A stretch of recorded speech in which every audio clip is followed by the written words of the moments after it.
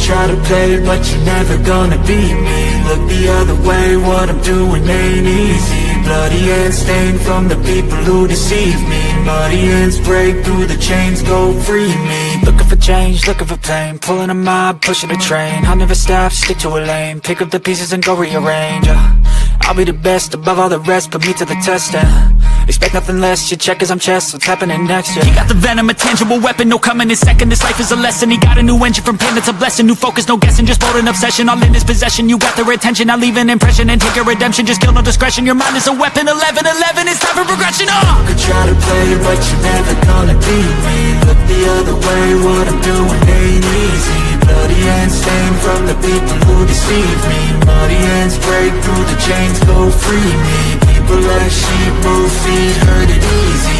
You don't wanna be fast asleep when they scheming. Better stand tall, ready for a fight, believe me. When they try to change, you can say no, free me. So he's been looking for somebody who could save him, instead of searching inside for what they gave him. A strong will, strong mind causes mayhem. We could change the world, change times, rearrange them. Staying on pace, running the race. Life is a chase, I don't want a place, I wanna be first. Work till it hurts, dehydrated thirst till I'm in a hearse. High ambitions and the right mind can take you so far. It's like you lived a few lifetimes. Take off from a break off from the weak minds. They can stay soft, you can change lives, you create thoughts, never waste time. You got one shot, you got one life, better pop off. What do you like? Make a dream job. No 9-5, no mean boss, just my life and free thoughts. You could try to play, but you're never gonna beat me. Look the other way, what I'm doing ain't easy. Bloody hands.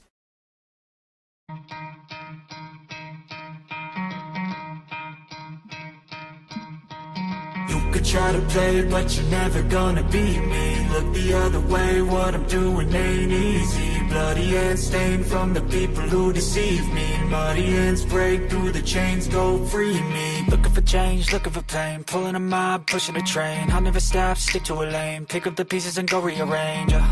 I'll be the best above all the rest, put me to the test and expect nothing less. You check as I'm chess, what's happening next? Yeah. He got the venom, a tangible weapon, no coming in second. This life is a lesson. He got a new engine from pain, that's a blessing. New focus, no guessing, just bold and obsession. All in his possession, you got their attention. I'll leave an impression and take your redemption. Just kill, no discretion. Your mind is a weapon. 11-11, it's time for progression.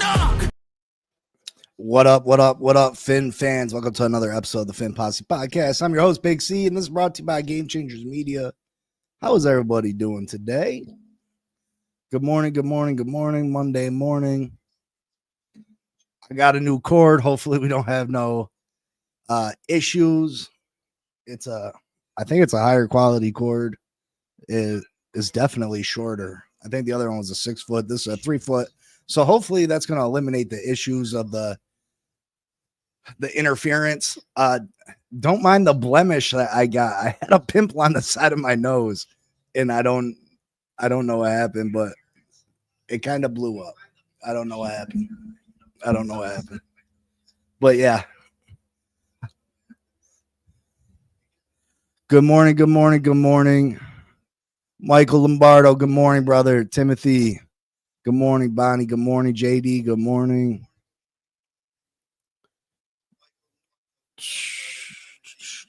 Michael K, good morning. Glenn, good morning. Elwood, good morning. So, are you channeling your inner Xavier Howard? What's that mean? So what's happened since the last time we've talked? Jonah Savinea signed his rookie contract. I'm gonna pull my best Reason impersonation right now. Oh, herp joke. Well, I mean, if you got herpes on your nose, then I mean, you was doing some dirty stuff. But yeah, definitely not a herpy. Thought you had a new nose ring. Everybody got jokes on me, right? Okay. So Jonah Savinea signed his new contract. I'm going to pull my best Reason impersonation. And I told you first. I was the first to listen. I said it as soon as Nick Emawari signed his fully guaranteed deal that the Miami Dolphins were going to have to give Jonah a fully guaranteed deal. And Jonah getting a fully guaranteed deal is not a big deal to me. There's no way that the Miami Dolphins, whether Mike McDaniel, Chris Greer are gone next year or not, that Jonah's not going to be here for 4 years. So this is no risk. It was more important for us to get Jonah in the building, get him accustomed to the NFL lifestyle and the things that are going on. And I think it was a win-win for both sides. You know what I mean?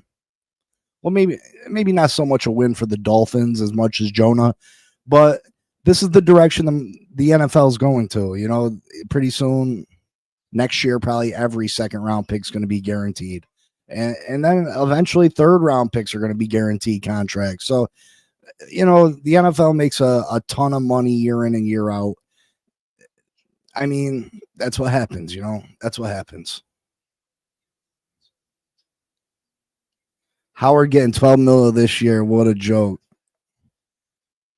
What Howard? Did I miss on Xavier Howard signed somewhere?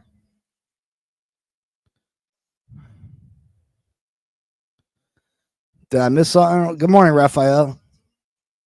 Noah Font caught.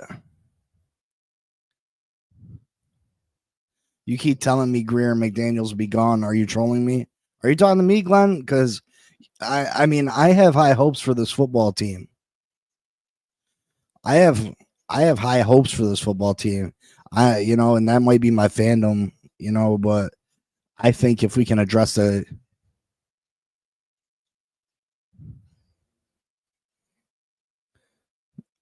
okay. Okay, yeah. Yeah, I mean, if we wanted Xavier Howard, we could get him for the vet minimum. I'm guaranteeing it. I just don't. I don't. For whatever reason, they haven't brought Xavier Howard in for a visit, as far as I know. But super excited. The vets report tomorrow. The first 5 days, there's no on the field stuff. It's basically, your physicals, your team meetings. There's no contact the first 5 days per league rules, NFL Players Association. 3.5 hour practices. They can go out with thin pads on, shells, and they can run around and do a few things. But again, no live contact the first week. So, I mean, the players will be back in the building, though. That's exciting. They will be on the field. That's exciting. But as far as getting to know what this team really is, we're still a little way away from that. But still super excited to have the guys back, working together, trying to get chemistry. People talk about culture and the change of culture on this football team. And I'm a big believer in, you can't truly change the culture of a football team unless you change everything from the top to the bottom. You can't expect to bring a few new players in and expect to change the culture of a franchise. I just don't believe that's not how it works. I think you need to change leadership. You need to change the coaches, the general managers to be able to do that. But I do think they're moving in the right direction. I do think that these players, like I said, that you need to be able to change culture fully. You need to be able to change it from the top to the bottom. Also, vice versa, one or two bad apples can, ruin everything. They can rotten all the apples. You know what I mean? They can, like Jalen Ramsey not showing up to practices last year, or showing up late, having an attitude, thinking he was above the law because he was a certain grade of player. Other players see that and they follow suit. You know what I mean? And that can definitely poison stuff. It can definitely poison stuff. Miller says Zach Sealer's agent came out and said he will report Tuesday, but Wednesday is an internal discussion between him and Zealer and the Dolphins. Zealer getting paid or traded. I mean, I think they end up giving Zach Sealer some guaranteed money because I think that's the real issue is that Zach Sealer's not really in a position to press upon a new contract. Zach Sealer still got 2 years left on his deal. He has no position of power here. But what the Dolphins can do is guarantee some of Zach Sealer's money, which will open up some cap space. Because right now, folks, we're only sitting at $1.9 million free. And that's not enough to bring anybody in. So the Miami Dolphins still need to open up some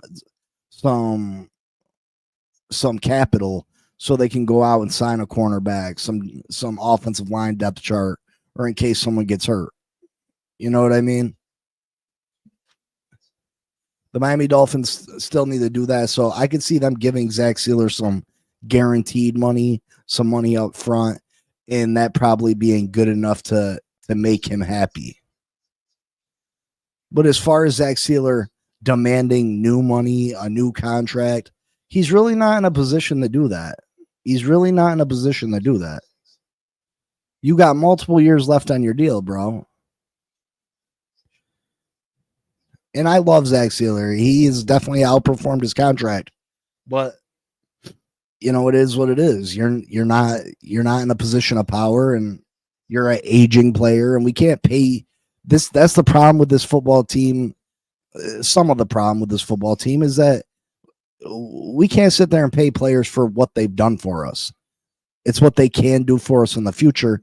And the fact of the matter is, Zach Sealer is a aging defensive player. He's closer to the end than he is the beginning.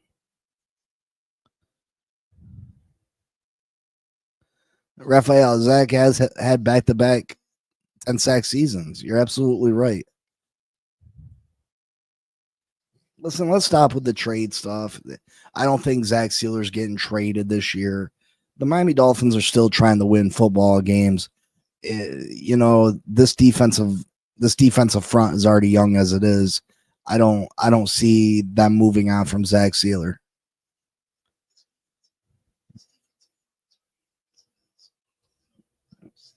Yeah, he's 29 with 2 years left on his contract, Raphael. So they give him a new contract, you'd have to extend it past the 31-year-old season.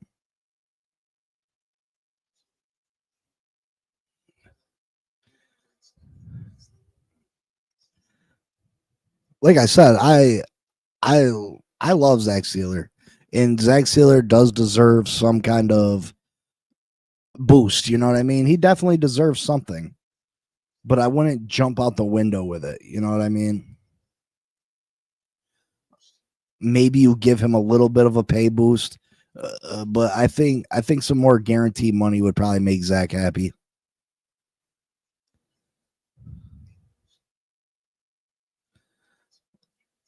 I just don't. 6 wins in a season. Like, let's be real, folks.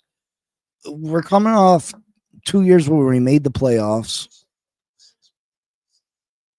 and then last year we missed the playoffs, but our quarterback was hurt 6 games. We had a absolutely horrible offensive line.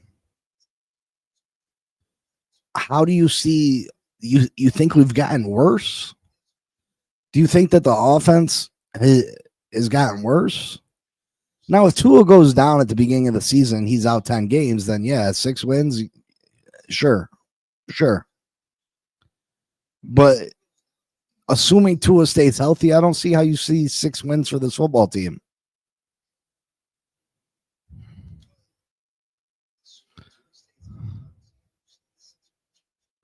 You know what I mean? I don't see how anybody sees 6 wins with a healthy Tua. Let's get back into training camp and what we can expect. Day 4 and 5, light pad shells that players can go out in the field with. After 5 days, the players are mandated to have a day off. After the 5 days, the initial 5 days, The players can move the full pads. The players can have 2-a-days, totaling 4 hours, no more than 2.5 a session. There's a lot of rules from the NFL Players Association, and to be honest, that's half the reason this league is as soft as it is today. You know what I mean? And probably that's probably why there's as many injuries as there is today, even though the game is aimed more to protect players and keep players healthy. You got limitations on how hard these coaches can push their players' bodies. So yeah, players are going to get hurt more often since they're not allowed to get worked and get accustomed to that vigorous beating that the NFL is going to give you.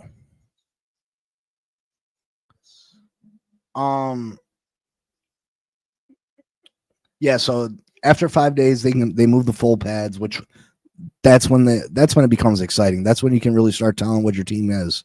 Again, 2-a-days. You can do 2-a-days, totaling no more than 4 hours. 2.5 hours a session. No more. You can't go over 2.5 hours on a session, with a mandatory 90-minute break in between. With a 90-minute break in between.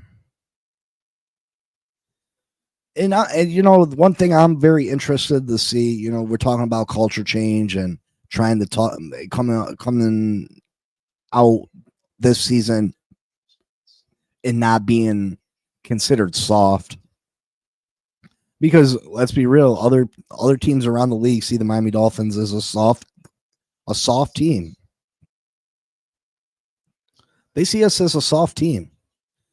I'm curious if Mike McDaniel's going to hand out a bunch of veteran rest days this year. Listen, there's only so much time to prepare for the regular season. These players have been off most of the time from January, the end of January till now. You know what I mean? Yeah, they've had 2 weeks here, a week there that they've came in the building. And a lot of these players do keep in shape themselves. Obviously, they go and work out on their own, which is great. But let's be real.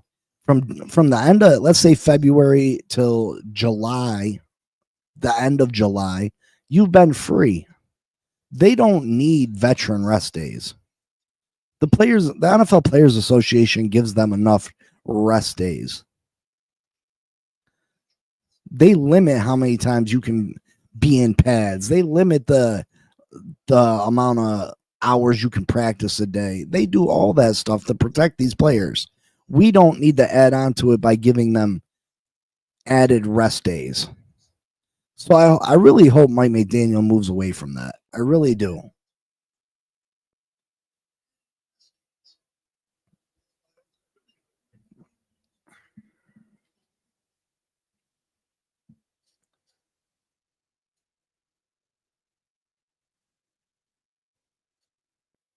I think it's once every 4 days can be full pads, which is crazy too. Let's see what else we got. Another thing that we're going to see is that needs to be addressed is the pup list. You see it every year. Players put on the pup. There's an active pup list. Active pup list, basically what that is. Excuse me. Active pup list, basically what that is if a player comes in and they're a little bit out of shape, they're not quite up, their conditioning's a little off. Maybe they was out there eating cheeseburgers and drinking beer the whole off season. You know what I mean? They come in, they're a little bit out of shape. They'll put them on the active pup list. Active pup list, they can come off anytime. And usually it's no more than a week. These players' bodies are conditioned. They can get back up to par very quickly. So the active pup list is not a big deal. What you need to worry about is the reserve pup list. And there's some players on this football team that may start off on this reserve pup list. Jalen Phillips. Jalen Phillips was a participant in practices during this offseason. How far along is he in his rehabilitation? How far away is he from 100%? He may be on the reserve pup list. Austin Jackson, another one that might be on the reserve pup list. Our new left guard, right guard, whatever guard position he's going to play, Daniels, he may be on the pup list. So keep an eye out on for that. The reserve pup list, what that is players who have came off that they're coming from injury. They have injury concerns coming from an injury. If you're not off that reserve pup list before final cuts, you miss the first 4 games of the season. You miss the first 4 games of the season if you're not off the active pup list, or not the reserve pup list before final cuts, which is a big deal. We kind of dealt with this last year with Bradley Chubb, right? We were, is Bradley Chubb going to get off this pup list before the start of the season? He never did. And then the reserve pup list also, you miss the first 4 weeks automatically. But then if you're not back and you're not ready to come off the pup list after the 4th week, you're on there for the rest of the season.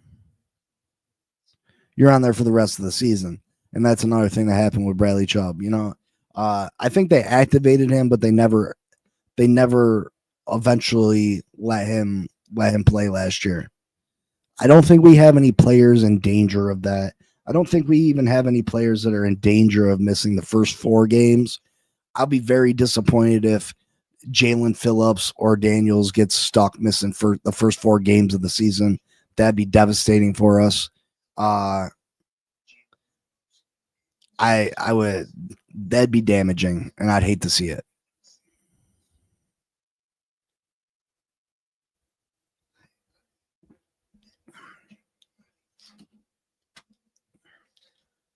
So I want to break down this defense.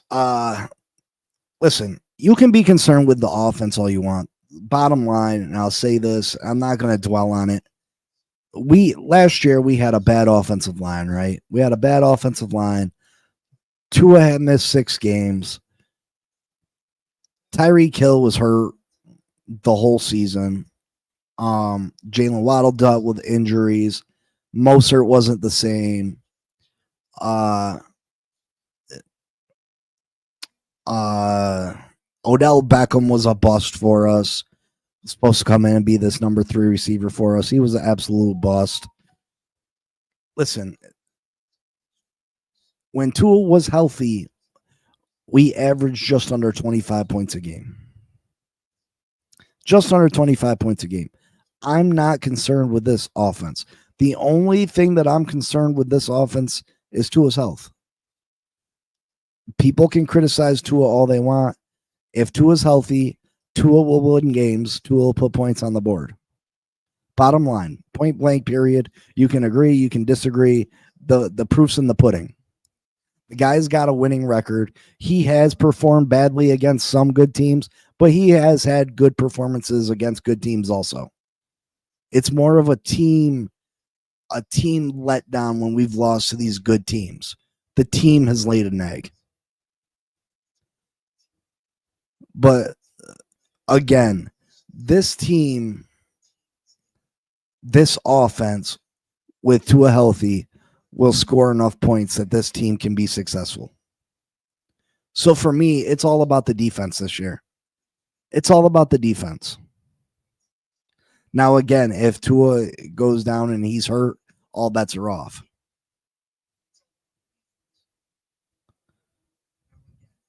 If Tua gets hurt, all bets are off. But again, me being the fan, me being the optimistic person, I'm not just going to sit there and assume, even though it's likely. Tua's only had 1 healthy season in his career. even though it's likely the guy might go down and get hurt, I got to assume as a Dolphins fan, that my quarterback is going to be healthy.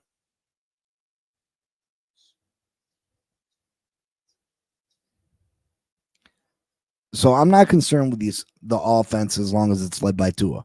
I'm not concerned. Our offense, I feel like we've improved on the offensive line. Do I have proof of that? No. But I can't believe that Jonah Savanea or Daniels is going to be worse than Robert Jones and Liam Eichenberg.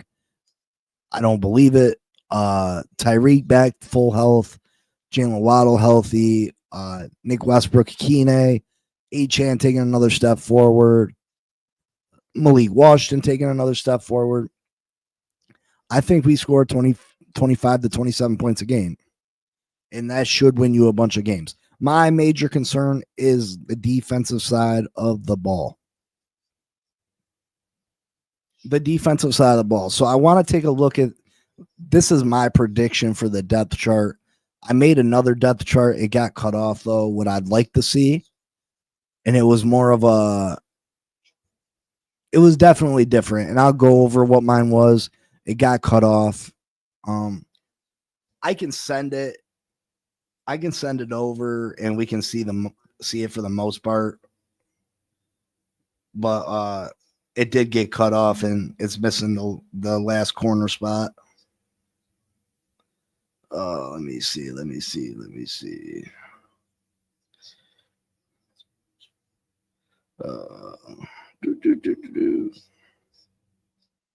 And let me know what you agree and disagree about depth chart. And again, this is before they put the pads on. And you do know that every year there is an underwear warrior who comes out and plays phenomenal in the preseason. Looks like he's gonna be the cat's meow. It's just gonna be absolutely fantastic, and then absolutely shows us nothing in the regular season.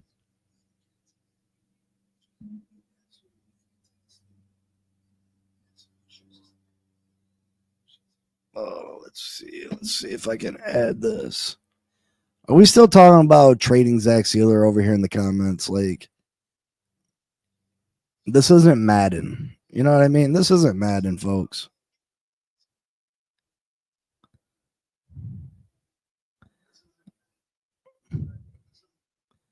Like, everybody want to just do a wheel and deal. Like, the guy has no leverage.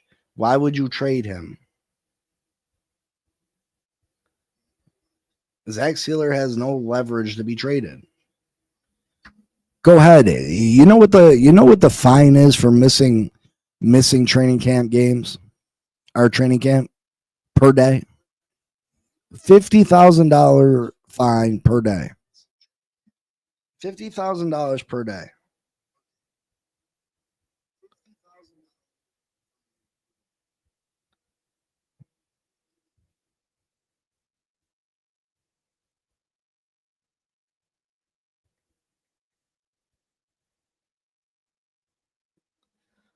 Again, Zach Sealer's a simple man. He's not one of these big flashy guys. And does that mean he don't want his money? No, he wants his money. But like I said, I think there's a way that you can make Zach Sealer happy and also open up cap room for the Miami Dolphins.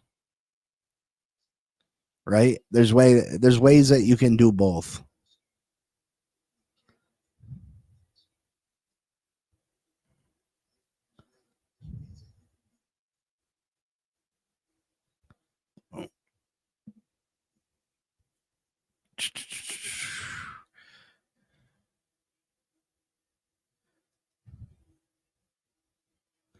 And I do expect them to end up doing that. I do. So there's little to no chance of Zach Sealer getting traded.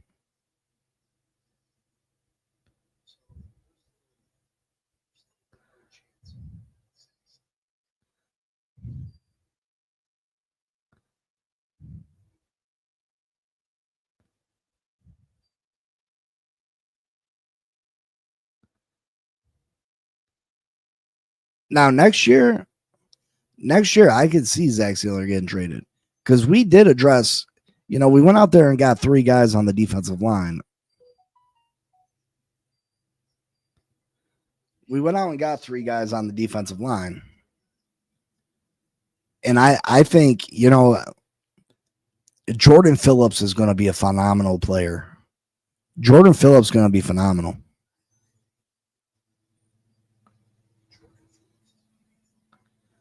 Miller, you got to understand that Mike McDaniel and Chris Greer might not have a future here. They're not just going to trade everything away.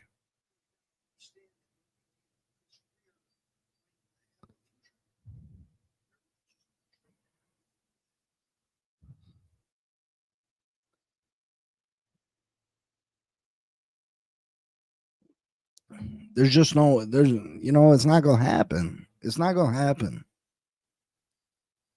First off, Zach Sealer's a great locker room guy. Great locker room guy.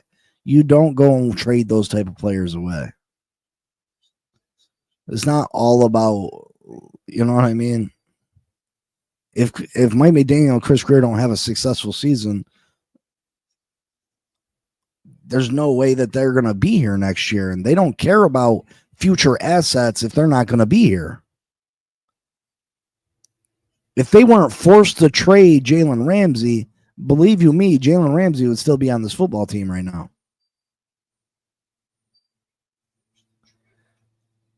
Miller, that we're talking fantasy football there, though. Like, would I take a number 1 corner if they offered up Zach Sealer? I mean, it depends who the corner was. Because, I mean, if you take Zach Sealer away from this defensive line, you got a bunch of kids, and then, maybe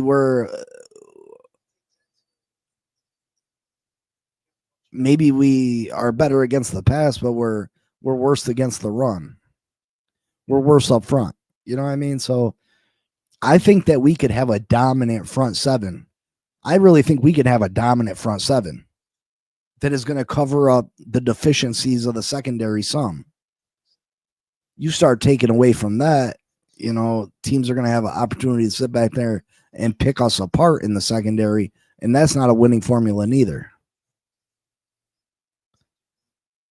I'd rather go get a couple vets at this point. There's no one you're going to be able to trade Zach Sealer for to be able to get a numbered 1, a true shutdown number 1 corner. It's just not. It's not going to happen.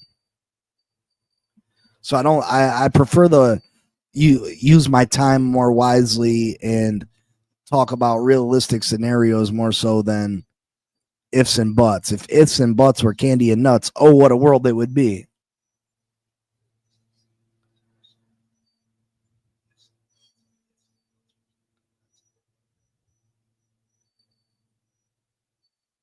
Yeah, Mike McDaniel, Chris Greer don't give a damn about, the next group of guys draft picks.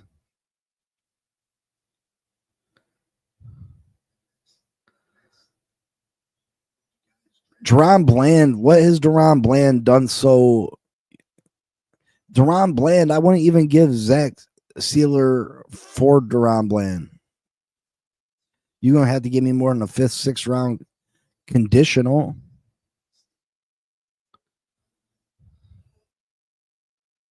Cough, cough, Brian Flores. All right, I'm going to pull up this. This is what I see the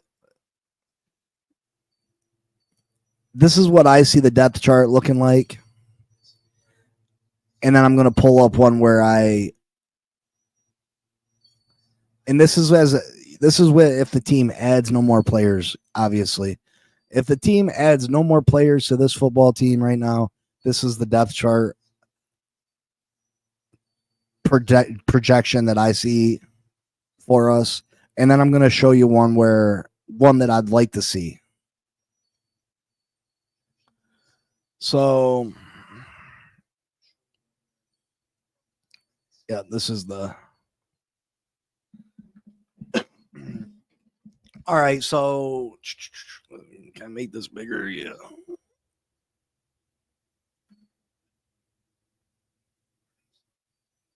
Oh no, it's as big as it's going to get, I guess. All right, so left defensive end, you got Zach Sealer. Behind him, Matthew Butler. Nose tackle, you got Benito Jones. Behind him, you got Zeke Biggers. Right D end, you got Kenneth Grant. Behind him, you got Jordan Phillips. And behind him, you got Matt Dickerson. So your starting defensive line is Zach Sealer, Benito Jones, Kenneth Grant.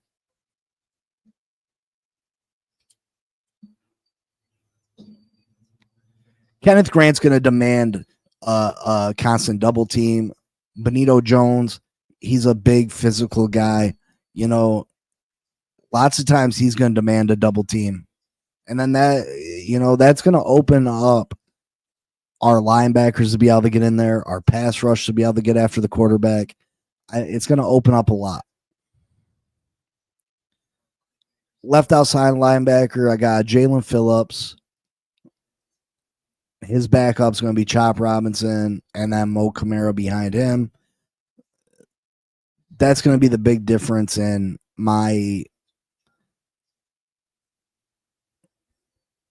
what the depth chart looks like that I want them to go with. Because I think it's imperative that you get Jalen Phillips, Chop Robinson, and Bradley Chubb on the field as much as possible at the same time. But this is what I think that the Miami Dolphins will go with. You got Jalen Phillips at your left outside linebacker. Is he going to be healthy week one? We'll see. But Jalen Phillips, last time we've seen Jalen Phillips, and I'm not going to count last year because Jalen Phillips wasn't completely healthy last year. The last time we seen Jalen Phillips at 100% fully healthy was in 2023. In only 8 games, he had 28 solo tackles, 6.5 sacks, and 1 interception. He was on pace for his first 10 sack season. He was having the season of his career. It was derailed against the Jets. Hopefully, he can get close to being that player again. But yeah, Jalen Phillips, when healthy, can be huge for us. He's in a contract year. Do the Miami Dolphins bring him back next year? It all comes down to this. It all comes down to this. This may be the last hurrah for Jalen Phillips in Miami.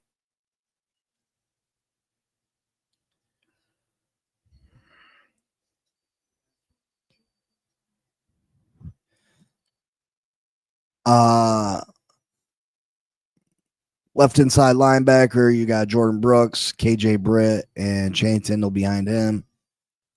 Tyndall may not make this roster. Who knows? Shane Tyndall may not make this roster. He's definitely a special teams player. His physical talent's there. The guy is a athletic freak. He's super fast.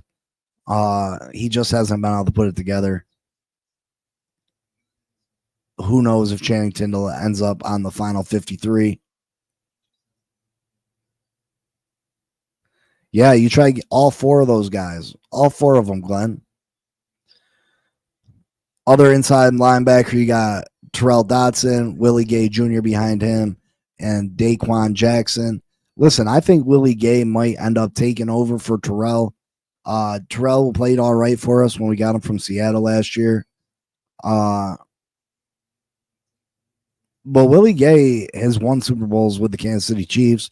He had a down year last year with the Saints, but the Saints aren't a very good football team. I like Willie Gay. I like Willie Gay's intensity. I think there's a chance that Willie Gay overtakes Terrell Dotson, and I won't be mad about that. And then at the other outside linebacker, right outside linebacker, you got Bradley Chubb, Quentin Bell behind him, Grayson Murphy, who was fantastic in practices held earlier this year.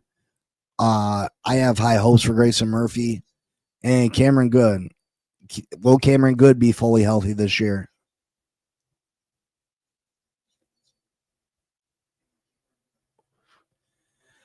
And then the secondary, this is huge. I think the Dolphins plan on moving Cater to the outside. I like Isaiah Johnson behind him, then Ethan Bonner, then BJ Adams. I think that's how it's going to go for the Dolphins. BJ Adams has the potential to unseat Ethan Bonner. I like BJ Adams. Strong safety. This is another thing that this is another position that could switch. Fite Malafanu, Ashton Davis, Dante Trader Jr. I like Dante. I think he is going to be a good player for us in the future. He's not as physical as Ashton. He doesn't have the physical traits that Ashton does or Ifanu does, but he's super smart. He's a worker. His football intelligence is off the charts. Don't be surprised if the Dolphins don't try to get Dante Trader on the field at some point this season. Free safety, yeah, Minkah Fitzpatrick, Elijah Campbell, Patrick McMorris, John Sanders Jr. I like John Sanders Jr. a lot too. Again, I think BJ Adams, John Sanders Jr., Dante Trader Jr., these are key guys for the future. And then at the other corner, I got Storm Duck, Cam Smith, Jason Marshall Jr., the rookie out of Florida. Cam Smith is the big question mark. Cam Smith, former second-round pick, everybody knows. Cam Smith has the physical tools to be a very good corner in this league. He just has the mental breakdowns.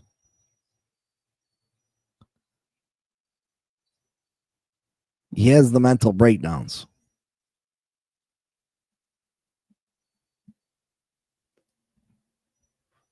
Can Cam Smith get it going and overtake that number one corner spot so Cater can go back to the nickel?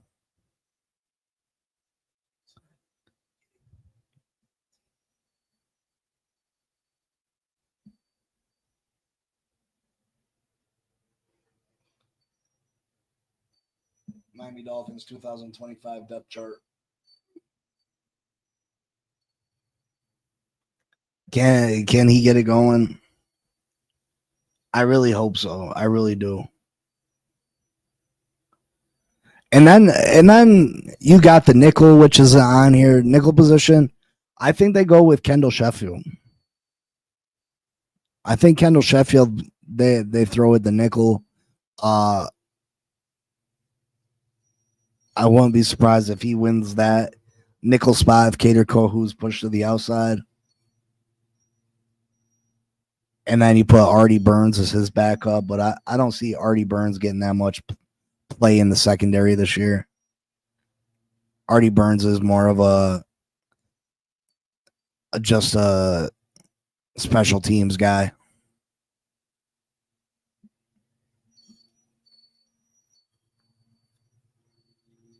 But Fino and Ashton down in the box, they're big physical players that can come up and, help in run support, help lay down the hits. Minkah is a ball hawk. Hopefully with the pass rush that we can put on teams, that opens up the opportunity for Minkah to take the ball away. He's truly our big playmaker in the secondary. He's going to be the one that is responsible for creating turnovers. Hopefully he can get back to his 2022, 2021 seasons where he was having 5-6 picks a year. Just a straight animal. But I think the Miami Dolphins season comes down to this defense. And to be real, I think it's the secondary because I think our front seven has a chance to be one of the better front sevens in the NFL. I think people are going to be very surprised by Kenneth Grant. I think he's going to hit the ground running. I think he has a higher ceiling than Christian Wilkins. I think Christian Wilkins coming into his first year was probably more starter ready just by how many snaps he played at Clemson. But I think Kenneth Grant's ceiling is higher than Christian Wilkins. Kenneth Grant needs to absolutely add some pass rusher moves. I mean, we got him. He was the 13th pick in the 2025 draft out of Michigan. He's a physical tone setter. He's an athletic freak. He's almost 6'4", 330 pounds. He was able to do the Turkish get up. If anybody knows what the Turkish get up is, does anybody know what the Turkish get up is? It's an exercise that he's able to do with a 150-pound dumbbell. Let me see if I can find an example of a Turkish get up. Let's see. Let me see if I can find it. Turkish get up with a 150-pound dumbbell. A lot of humans can't even pick up a 150-pound dumbbell.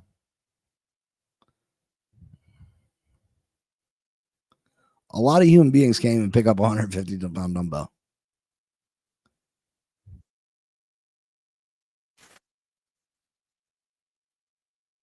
Music.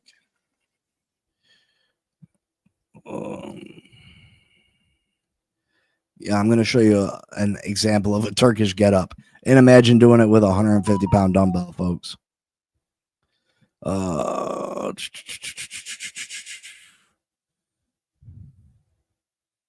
Again, anybody in the chat ever heard of a Turkish get up?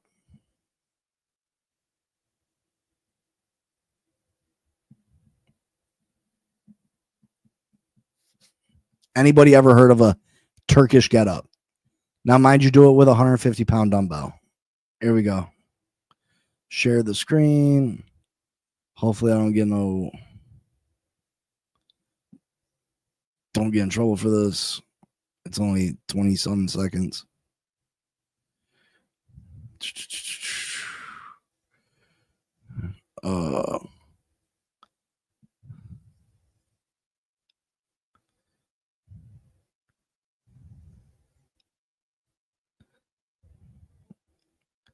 All right, this is a Turkish get up, folks. 150-pound dumbbell.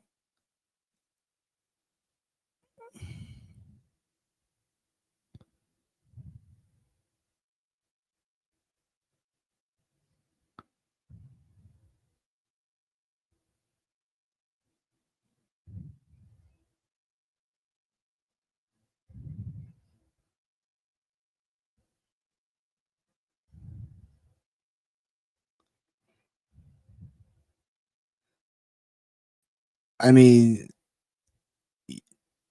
that's impressive, bro. That's impressive. I mean, 150-pound dumbbell doing that motion. It's hard to even keep a grasp on 150. Like, your hands got to be so physically strong to hold on to a dumbbell in that position.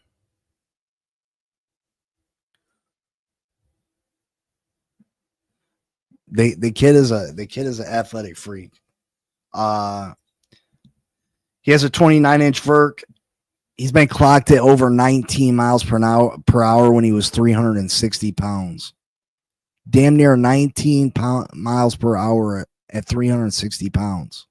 The kid's super fast, able to chase people from behind. He's a top tier run defender. He demands to be double teamed. He has great gap integrity. He's not, it's hard to move Kenneth Grant out of his line, out of his gap. You know what I mean? It's hard to move him from the position he's in. To open up a hole and push Kenneth Grant out of the way, it just doesn't happen. He's got a great anchor. He sets his feet, and he's just a tank. He's just a tank. Like I said, he can chase down backs from behind 19 miles per hour at 360 pounds. That's crazy. You see all them running backs and the receivers that they measure the mile per hours while they're running down the field, and they're at 20, 21. This guy's running damn near 19 miles per hour. Able to chase down backs from behind. Go check out the tape.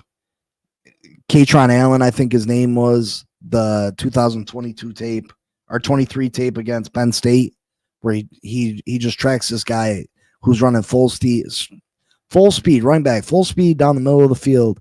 Kenneth Grant chases him down, makes the tackle. Great motor. He's full throttle for 4 quarters, doesn't take plays off. He's just an animal. Nimble feet, quick hands. He's a team player. 12 batted balls in the last 2 years, so he gets his hands up. Just an animal. I don't think his stats are going to show up this year. I don't think he's going to have mind-blowing stats this year. Again, he needs to perfect his pass rush. I think he can be better than Christian Wilkins was in the pass rush. Now, Christian Wilkins had a great final season with us. I think Christian Wilkins had 10 sacks last year with us. He is going to be better than Christian Wilkins as far as a pass rusher goes. He has a higher ceiling than Christian Wilkins. 100%. 100%. And I loved Christian Wilkins. I did. But Kenneth Grant is going to be the better player. Mark my words. And again, like I said, I don't think his stats show up this year, but he is going to open up. He's going to open it up. 19 isn't catching 20 from you. You're right. Not everybody's running 20, 21 miles per hour, though, Michael K. And he was running that at 360. He's only 330 now, so he might go a little faster. He might be going a little bit faster. You know what I mean?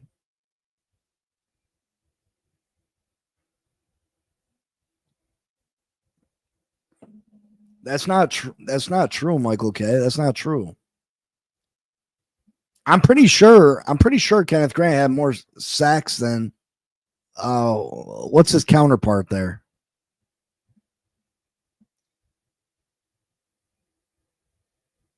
What's the other guy's name that was drafted from Michigan?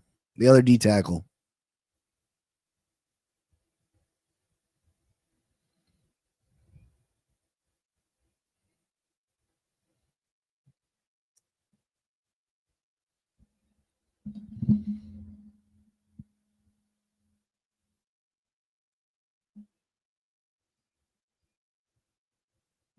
Absolutely. We're going to see. He's going to open things up for Jordan Brooks. He's going to open things up for Jalen Phillips, Chop Robinson, Bradley Chubb, Zach Sealer. He's going to open things up for all those guys.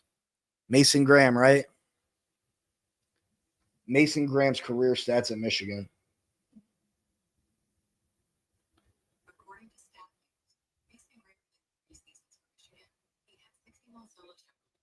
Kenneth Grant's career stats at Michigan.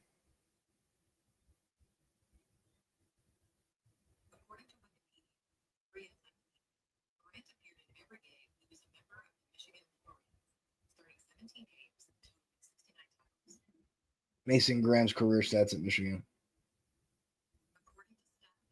So Mason Graham in 3 years at Michigan had 9 sacks. Kenneth Grant in 2 years had 6.5.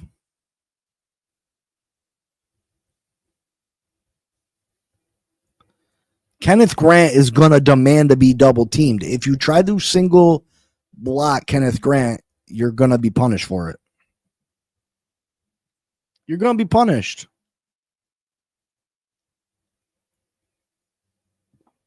So again, it comes down to the secondary for this football team because I like I like Jordan Brooks. I think Jordan Brooks is the best linebacker we've had here since Zach Thomas. I do. I think Jordan Brooks is a top 12 linebacker in this league.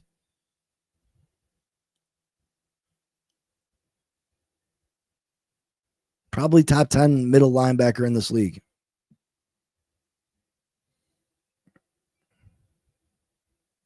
Jordan Brooks is phenomenal. You bring Minka back into the fold, who we weren't expected to have. Yeah, we knew we were losing. We were losing Jalen. We knew we were losing Jalen Ramsey. Nobody thought that we were going to get a player of Minka's status in return.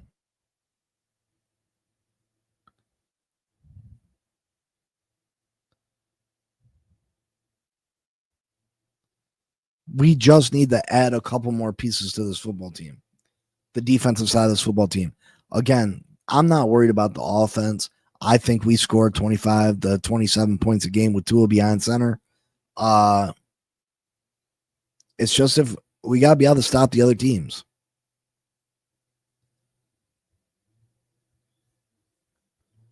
I think we can compete against anybody. Do I think that we can beat anybody on a given night? We can beat anybody. The NFL is like that.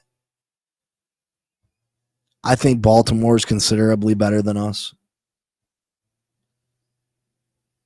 But there's not too many games. I think Washington's probably better than us. But on the schedule, they're the only two teams that I feel like, I feel real confident that that's a guaranteed loss. I don't think we're beating Buffalo both games. I don't think that's an option either. So I'm going to say I see 3 real losses on our schedule that are pretty much without question. Other than that, I think we have the capability to win each and every other game. Now, do I think we're going to win each and every other game? No, I don't. I don't think that. But I think that we'll have the chance to. It's just whether if we can weather the storming and do it. What up, Shake?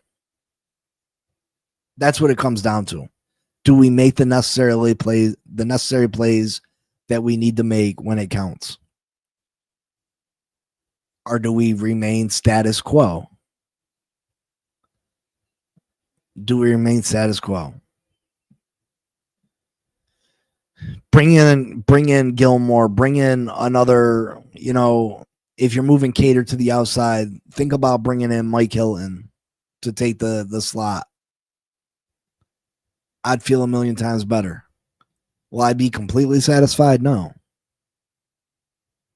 No, because I still think we lack a number 1 corner. But I'd feel better. With our front 7, I don't think we need elite corners. But we need better than what we have currently.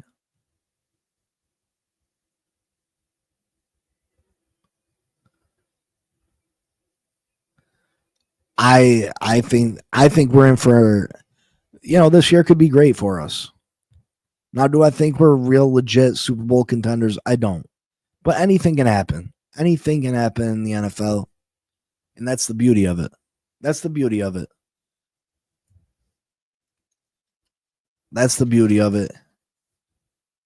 And if we're in a really good position and the trade deadline comes along, maybe we add a piece. Maybe we go and add a corner. Maybe we go add a top tier corner. So who knows? Who knows how this season's going to turn out? I know I'm super excited for training camp to kick off this week.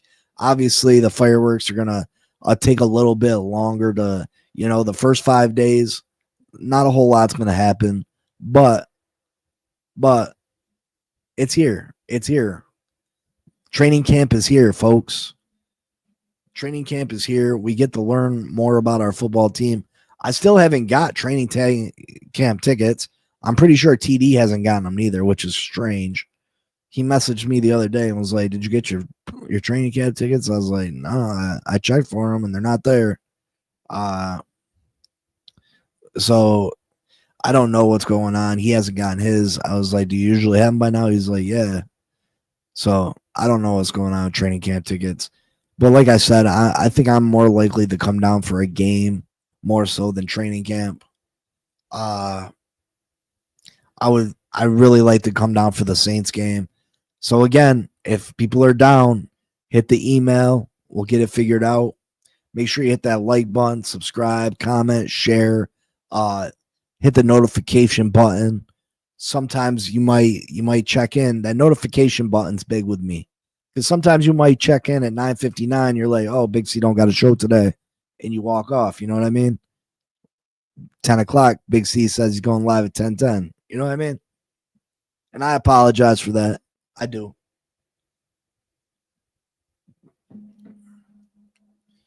But again, what's your outlook on this team? How do you are you optimistic? Are you pep? Or do you think this team is just going to fall apart? I mean, there's a lot of Dolphin fans out there, and I don't want to criticize them, you know. But I think that you live a miserable existence if you just can only see the bad in something. You know what I mean? If you're just waiting for bad things to happen, I feel like you gotta hope and pray, and you gotta manifest good vibes. You gotta talk things into existence.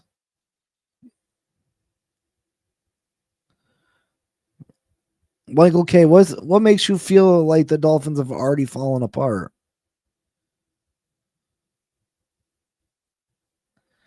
Miller, I'm trying not to move to the afternoon. I'm trying to stay. I'm trying to stay at this time frame. I tried to work it out with work. Last week, I was trying to move to the afternoon, and then I was getting stuck at work still, past the time I said I could be there till. So I didn't know what the good choice was. So I'm trying to keep it at this time. As a matter of fact, I'm going to keep it at this time. Game Changers will be back here in a week or so. Me and my cousin Mike. The game, the Blitz, what it used to be, the Blitz. I gotta still work out a name. That will be back. That'll be evenings. Me and Miss Finns, I'm pretty sure let me see what she messaged me. She messaged me this morning.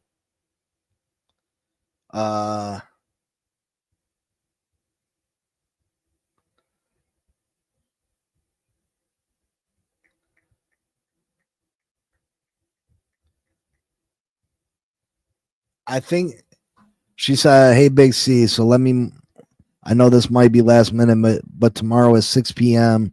So Tuesday at 6 p.m. Eastern works for me. So I'm guessing me and Miss Finns are doing something tomorrow. Tomorrow is 6. So keep eye of that.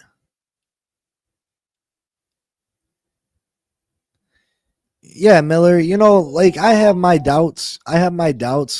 And if this team starts shit in the bed, you know what I mean? Like, you'll hear me go off. Listen, I try to call it the best I can call it. If I thought Tua was absolutely no chance to win, if I didn't see positive things from my quarterback, I'm not going to come in here and lie and say he's a good quarterback. You know what I mean?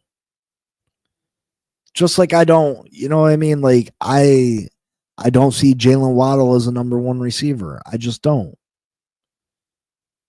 I love Jalen Waddle. He's a Miami Dolphin. I cheer for him. He's one of my favorite Dolphins. But he's not a number one in my opinion. I'm not going to call him a number one. I try to call it fair and realistic.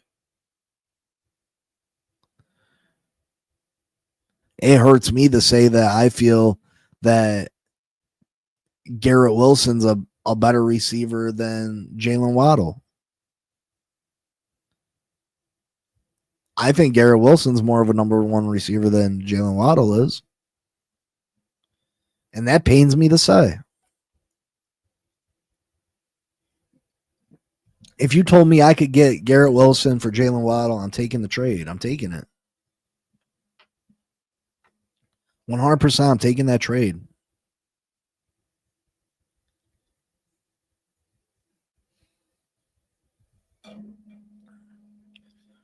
Because I see the guys play. I've seen the catches that Garrett Wilson has made, and I've seen the drops that Jalen Waddle's made.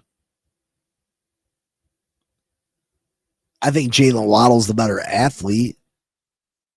So do you think Tua is a franchise quarterback? I will say this, Saxman, Jay Will. I think Tua's good enough to win with. And if you've watched this channel, if you're new here, welcome. Hit that like button, brother. I don't think Tua's a superstar quarterback. I don't think Tua's someone that is gonna put his team on his back.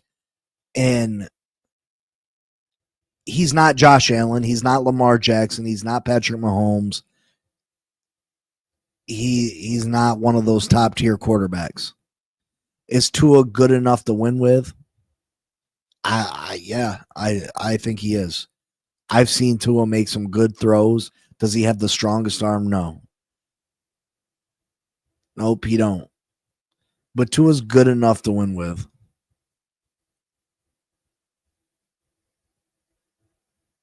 Tua's good enough to win with. He's very accurate. He runs his offense. He's phenomenal at how he runs his offense. Does he have them games where you're just like, oh my God? Yep, he does. He does have those. He does have those. But I don't think Tua's the full problem. Like I said, with a strong running game, this Dolphins team is going to be successful. He's shown you that he can play good football in this league. He's shown you that he can play good in cold weather. He's shown you he can play good against elite teams. It just hasn't been put all together. This team is the biggest question mark I've ever seen in my time of watching Dolphins football. They're the unanswered question because we've never got to see the full potential of this team get manifested because something has always stopped us from seeing the final product. And I understand your confidence in Tua being extremely low. My confidence in Tua is extremely low. And I don't know why your confidence is extremely low, but mine is extremely low in Tua because of his health. I think Tua can't be my franchise quarterback because Tua can't stay healthy. Daniel says my confidence in Tua is extremely high. Daniel, and I understand there's one thing that you can't really argue about with Tua Tagovailoa. Your confidence in him as a player might be extremely high, but there's no way you can tell me your confidence in Tua staying healthy is completely high.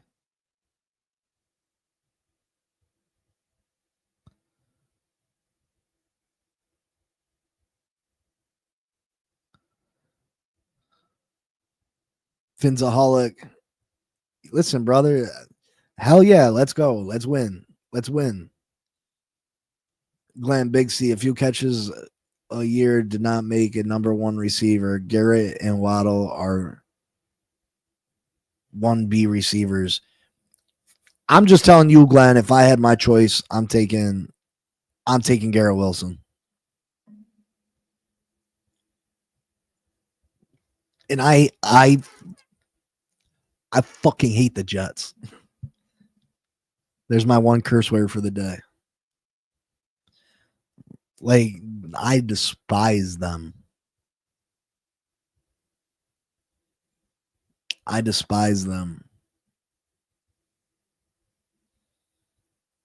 But like I said, I call it how I see it. Just like I call it Josh Allen, Josh Allen is the superior quarterback to Tua. And that's not like a big thing to say. Like, anybody with two sets of eyes knows that. But I'm willing to say it. Now, you got the Tua haters out there that'll say that, the grocery store bagger at the local Publix is better than than Tua, but they're just, those people are not being real.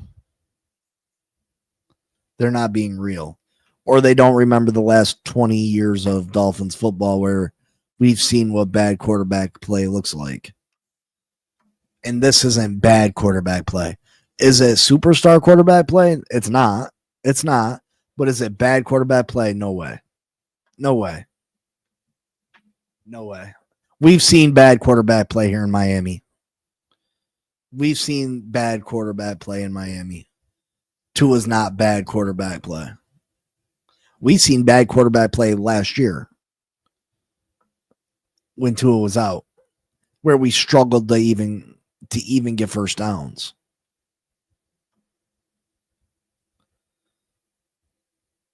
You don't wish that, because Josh Allen will retire in those 20 years. And if Josh Allen retires, Buffalo can't beat Miami. So Michael K, you can say that all you want, but if Josh Allen wasn't there, Buffalo's not beating Miami. If Buffalo had the same tier quarterback as the Dolphins do, they're not beating Miami.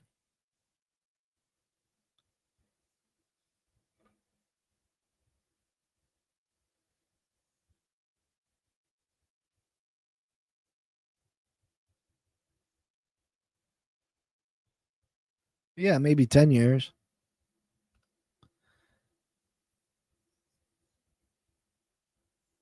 All right, folks, I'm going to get out of here. I'll be back tomorrow.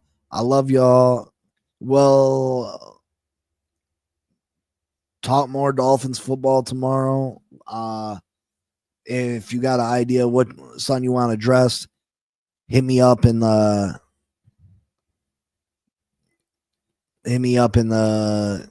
comments, and we can talk about anything that might be on your mind. But I love you. I appreciate you all. I will see you all later. Make sure you hit that notification bell, that sub bell.